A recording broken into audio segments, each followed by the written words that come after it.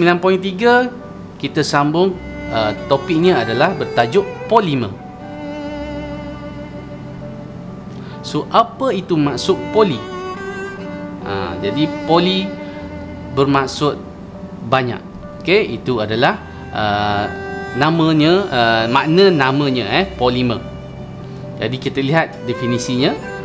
Polimer ialah molekul besar.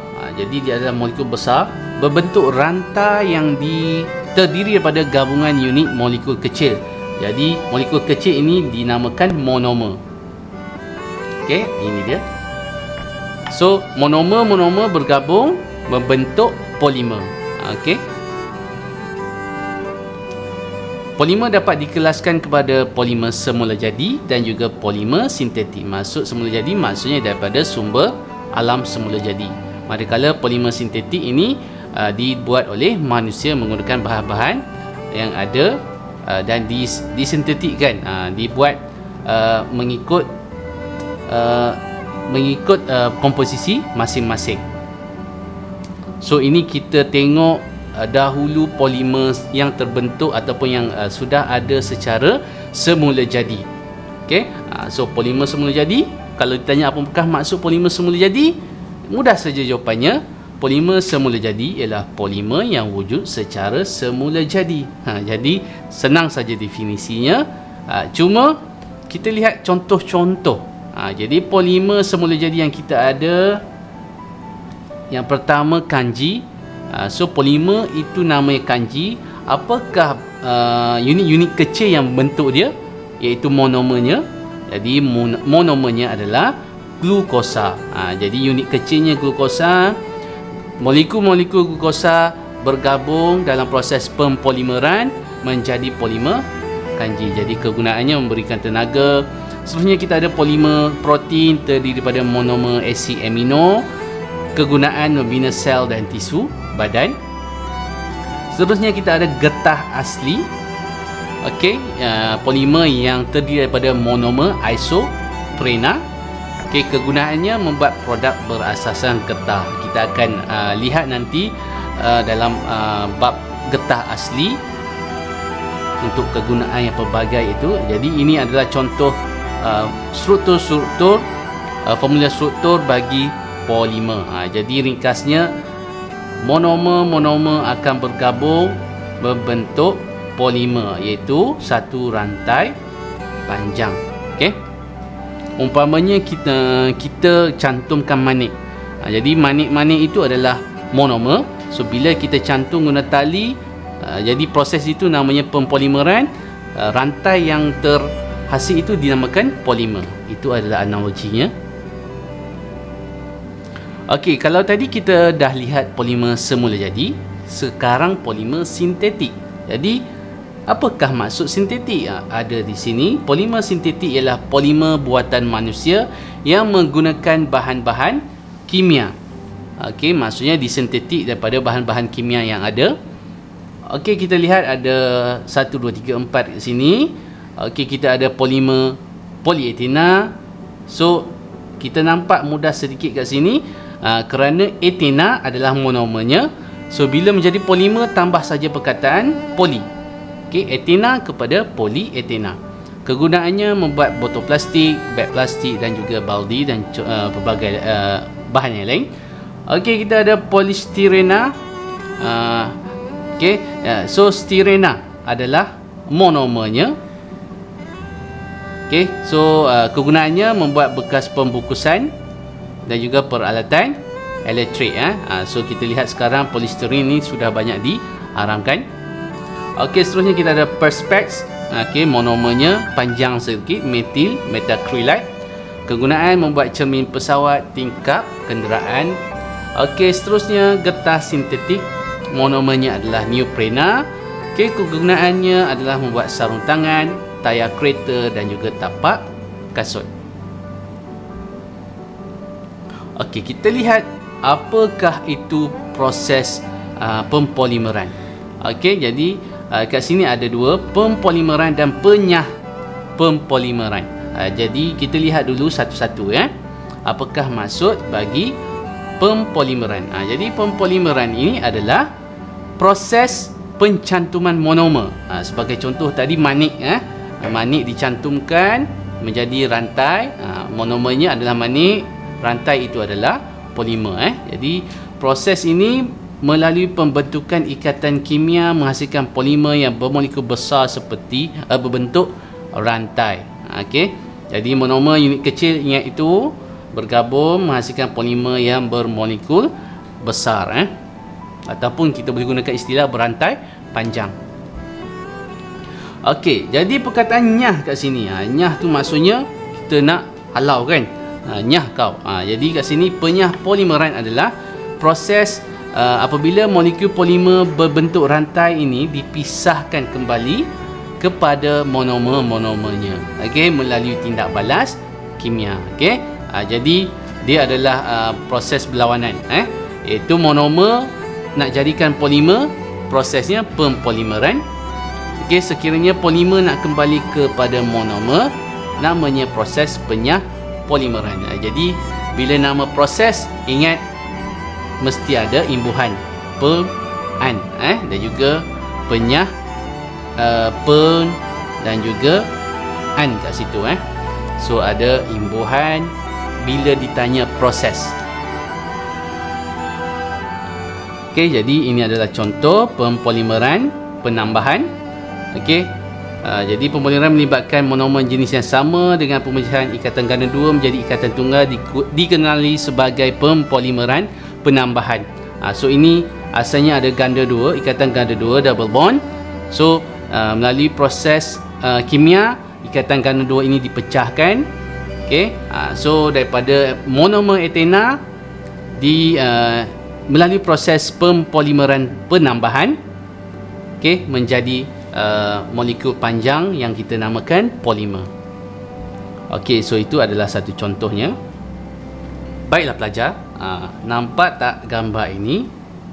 Adakah pelajar kenal apakah itu?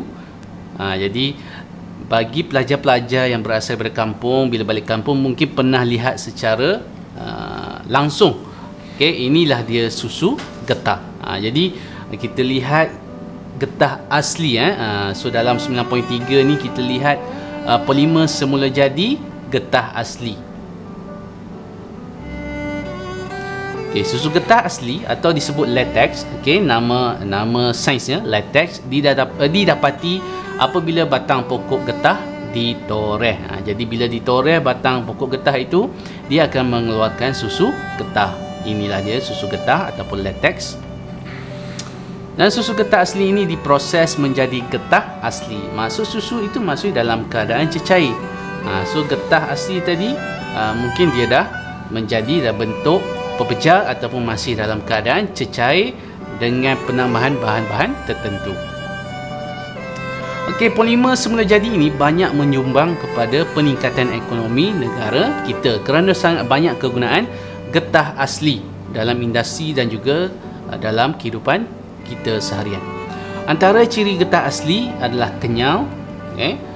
So mungkin ada yang berpengalaman menjadikan bola daripada getah asli, terutama yang daripada kampung tadi. So dia juga lembut, tidak tahan haba, penebar elektrik yang baik serta tidak terlap udara. Okey, kita lihat kat sini, mungkin ada yang pernah tengok, okey, pekebun-pekebun getah mengumpulkan hasil dalam bentuk pepejal, ada juga menjualnya dalam bentuk susu getah tadi, itu bentuk cecair. So bagaimana nak memastikan kedua-dua bentuk tadi, sama ada nak dalam keadaan pepejal ataupun nak dalam keadaan cecair, kita lihat tindakan asid dan alkali terhadap latex.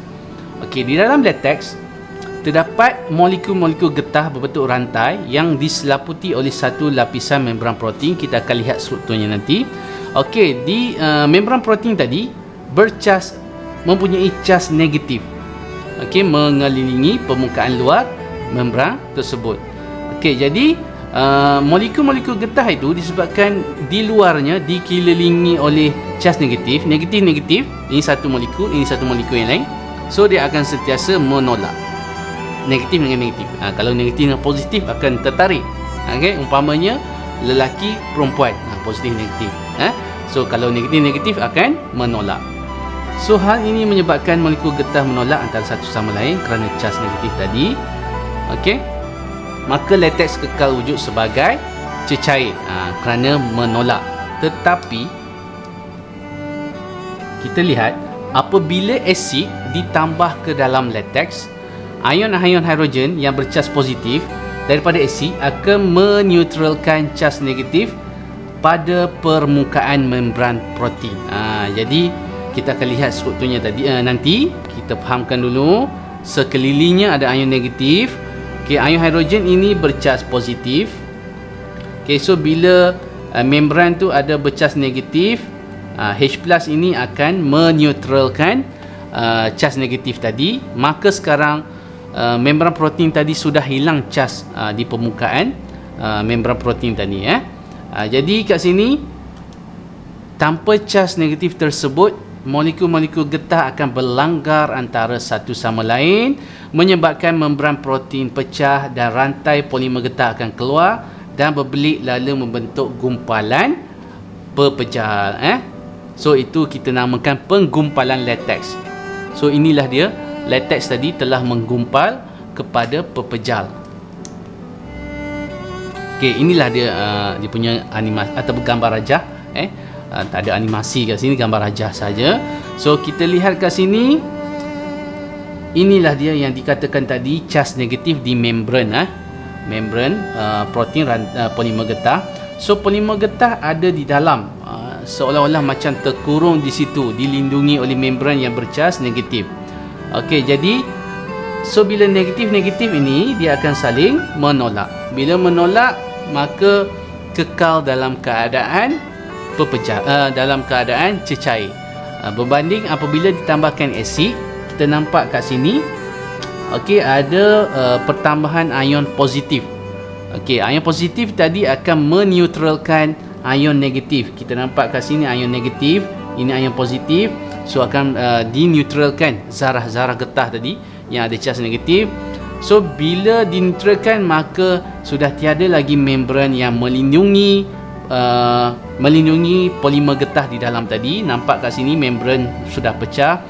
Maka polimer getah ini, polimer ini dan seterusnya ada banyak, dia akan bergumpal. Sebab itulah menjadi pepejal. Ini tindakan asid terhadap penggumpalan latex. Bagaimana pula kita nak kekal ke dalam keadaan cecair? Jadi kalau tadi asid sudah tentu, ini masih lagi dalam cerita asid, ada sedikit tambahan lagi. Jika latex dibiarkan tanpa ditambah asid, okey, lama kelamaan, perhatikan di kampung itu penggumpal getah tak tambah asid pun, lama-lama 2-3 hari getah yang terkumpul dalam tempurung ini ataupun bekas khas ini akan menggumpal juga kerana tindakan bakteria. Sebab itu getah bentuk pepejal ni berbau, berbau sangat busuk kan. Okey, so tindakan bakteria ini menghasilkan asid. Okey, jadi secara semula jadi ada asid terhasil daripada tindakan bakteria yang wujud. Jadi asid ini akan meneutralkan membran protein molekul getah. Seterusnya apa yang berlaku macam grafik ini maksudnya cas negatif itu akan dineutralkan oleh asid daripada mana? Daripada tindakan bakteria. Maksudnya ini secara semula jadi melalui tindakan bakteria. Okey, kita sambung tadi bagaimana nak mengekalkan keadaan cecair. Apabila alkali ditambah ke dalam latex, ion-ion hidroksida adalah bercas negatif, okey, daripada alkali akan meneutralkan ion hidrogen daripada asid. So asid ni merujuk kepada tindakan bakteria. Okey, jadi bakteria tadi menghasilkan asid, tetapi bila kita tambahkan alkali, kita tambah OH- itu sebenarnya ion negatif. Jadi bakteria menghasilkan ion positif hasil pada asid tadi. So OH- bercas negatif, maka dia akan meneutralkan ion hidrogen daripada asid. Maka tanpa asid, cas negatif tadi tak diganggu. Okey, masih kekal pada membran protein. Seterusnya melindungi molekul ataupun polimer getah di dalam membran tadi. maka molekul getah akan kekal dalam keadaan cecair. Okey, kita lihat ini dia yang dimaksudkan dengan penambahan alkali tadi. Okey, jadi ini adalah cas positif daripada asid akibat tindakan bakteria. Okey. So bila ditambahkan alkali, okey, kita tambahkan cas negatif. So cas negatif tadi akan meneutralkan cas-cas positif daripada asid tadi, daripada penghasilan asid oleh tindakan bakteria. Maka dah neutral kat situ, maka cas negatif yang asal tadi, cas negatif tadi telah melindungi ataupun masih berada di membran protein ini. Okey. Jadi bila negatif dengan negatif, dia akan saling menolak antara satu sama lain, maksudnya tidak berlanggar, tidak menggumpal kerana polimer getah ini masih terselamat di dalam membran protein. Jadi itu adalah tindakan alkali ke atas latex. Okey, seterusnya kita lihat apakah dianya satu proses yang menguatkan lagi, menambah baikkan lagi sifat-sifat getah yang sedia ada. Okey, ianya adalah pemvulkanan. Okey, jadi kita dah maklum tadi, sifat semula jadi getah asli adalah lembut dan tidak tahan haba apabila dan juga tidak sesuai jika digunakan untuk membuat bahan seperti tayar. Maksudnya kalau kita gunakan kita hasilkan tayar daripada getah asli, kita dah berjalan 2-3 km sudah haus dia punya bunganya, itu kalau getah asli. Jadi kat sini ada satu proses yang menambah baik sifat asal getah asli tadi, kita namakan proses pemvulkanan. Okey. Jadi kat sini kita cerita pada suhu Malaysia ini sentiasa panas kan. Jadi kalau getah asli mesti jadi lembik dan mencair. Tak sempat nak bergerak jauh pun kereta ataupun motosikal kita kan. Okey, ini adalah sedikit sejarah yang menjumpai proses pemvulkanan itu, namanya Charles Goodyear. Jadi ada satu jenama tayar dinamakan sempena penemuan ini, Goodyear. Jadi beliau telah menemui kaedah pemvulkanan getah pada tahun 1839. Beliau memanaskan satu campuran getah asli dengan sulfur, okey, mengikut jisimnya. Ada persen kat situ, 1 hingga 3% sulfur. Okey, jadi kita lihat apakah ianya sebenarnya proses pemvulkanan ini. Jadi proses pemvulkanan ini ianya membaiki sifat getah dan menjadikannya lebih kuat. Jadi apakah yang berlaku dalam proses ini? Apa yang kita tambah? Kita memanaskan getah bersama sulfur. Inilah dia atom sulfur. Okey. So melalui proses pemvulkanan, atom-atom sulfur ini ditambahkan ke dalam molekul-molekul polimer getah asli yang berbentuk rantai. Okey, jadi apa yang terhasil daripada proses ini dinamakan getah tervulkan. Jadi bukan nama getah asli lagi. Okey, jadi ada dua yang pelajar kena faham dalam getah ini, getah asli yang asal dan juga getah tervulkan yang mana kita tambah, dipanaskan dengan sulfur. Okey, kita lihat grafiknya bagaimana penambahan atom sulfur ini menguatkan struktur asal rantai polimer getah. So kita lihat ini adalah struktur asal rantai polimer getah asli. So nampak kat situ dia tak ada sesuatu struktur yang memegang polimer 1, 2 dan 3 ini. Kita ambil 3 contoh polimer ini. Sebenarnya banyak. Okey, jadi tiada yang memegang. Jadi dia tak kuat. So bila ditambahkan sulfur, dia akan membentuk satu rangkai di sini. Dia memegang polimer 1, 2, 3 ini dalam grafik ini sebenarnya banyak. So rangkai silang sulfur ini memegang dan menjadikan getah tervulkan itu lebih kuat. Jadi istilah yang pelajar perlu faham dan ingat adalah rangkai silang sulfur dalam pembentukan getah tervulkan.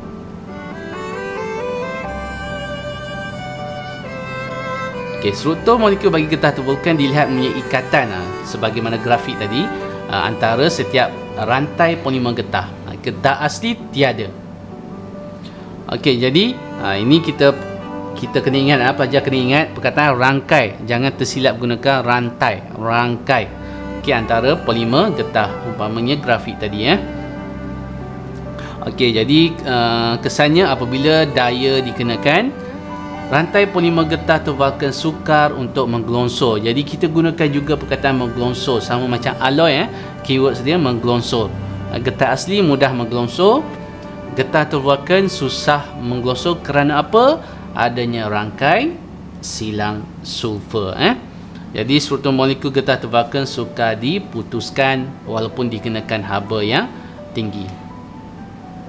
Okey, jadi kesannya getah atau vulkan adalah lebih keras dan mempunyai ketahanan terhadap haba yang tinggi, sebab itu sesuai dijadikan tayar kereta dan juga kenderaan yang lain. Okey, so ini antara contoh-contoh ataupun ciri-ciri getah atau vulkan: tahan terhadap haba, keras dengan lebih kenyal. Jadi untuk getah atau vulkan mesti awak tekankan perkataan lebih kenyal, sebab kalau getah asli pun juga kenyal, tetapi getah atau vulkan lebih kenyal. Okey, yang lain-lain penebat elektrik yang baik sama macam getah asli, dan ini tidak mudah teroksida di udara. Maksudnya dia tahan daripada bertindak balas dengan oksigen berbanding dengan getah asli. Tidak bertindak balas dengan asid dan alkali, tidak telat terhadap cecair dan udara. Jadi pelajar-pelajar kena ingat ciri-ciri ini untuk menjawab soalan peperiksaan. So ini antara kegunaan getah atau vulkan: tayar, tapak kasut dan juga sarung tangan getah. Okey, teknologi terkini berasaskan getah. Okey, mungkin pelajar tak biasa dengan lembaga getah Malaysia ini. Ini adalah dia punya logonya. Okey, jadi getah merupakan salah satu komoditi utama di Malaysia. Jadi industri getah membantu meningkatkan ekonomi negara, di mana kita ada ramai pekebun-pekebun getah. Jadi ini adalah sumber pendapatan bagi mereka. Penyelidikan dan pembangunan terhadap getah yang dijalankan oleh Lembaga Getah Malaysia ini perlu diteruskan supaya industri getah di negara kita bertambah maju pada masa hadapan. Okey, beberapa penemuan baru telah dihasilkan menggunakan keistimewaan getah dalam bidang pembuatan dan pembinaan. Okey, sebagai contoh ini dia. Okey, iaitu asfalt getah, asfalt terubah suai getah berkuat, CMA. So sebagai konkrit asfalt untuk menurat jalan raya supaya tahan lebih lama, tahan haba, mengurangkan bunyi bising dan keretakan jalan raya. Getah color merupakan cat lukisan yang digunakan daripada latex untuk kegunaan seni visual. Part landasan yang diperbuat daripada getah diletakkan di antara landasan dengan enjin kereta api untuk menggerakkan getaran dan bunyi. Kalau perhatikan, ada struktur getah area situ, jadi itu mengurangkan getaran dan bunyi. Sekian, terima kasih untuk bab 9 ini. Assalamualaikum warahmatullahi wabarakatuh dan salam sejahtera.